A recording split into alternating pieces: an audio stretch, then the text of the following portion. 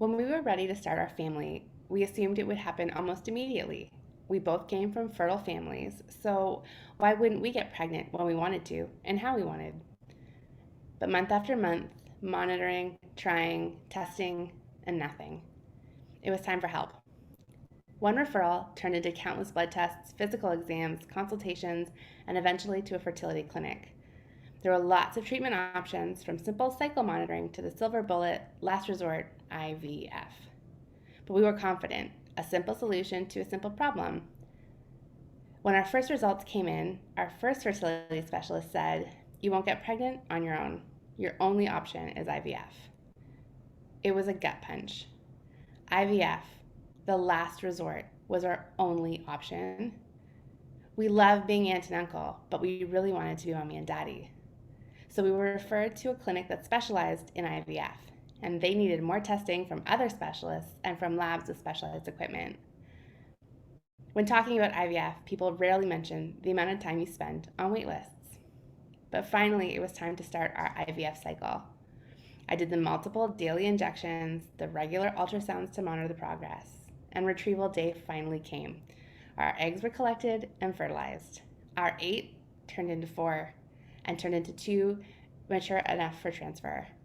We transferred one, and it failed before we could even take the pregnancy test. Our doctor said our final embryo likely wouldn't survive the freezing. Our silver bullet, our last chance, and it didn't work. After a break to mend our hearts, we decided to tweak the process and try one more time.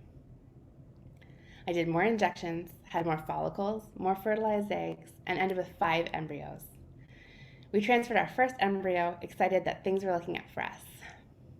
It failed. 2 failed transfers from 2 separate cycles, and a surprise natural pregnancy that only made it to 6 weeks. Why was it so hard for us to be parents?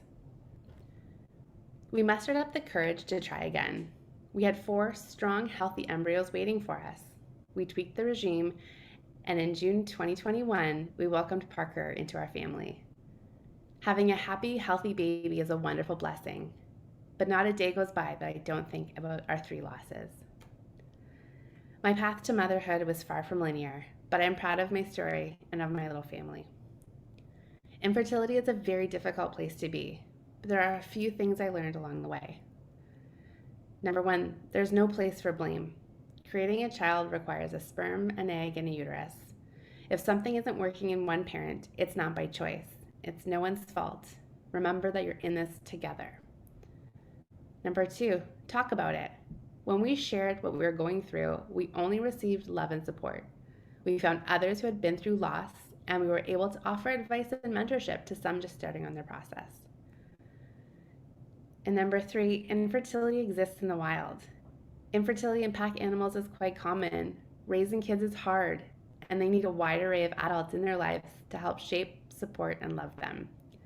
Aunts and uncles are important, are needed, and valued. You may not have a child of your own, but you will play a significant role in the lives of many littles. I'm proud to be my son's mom.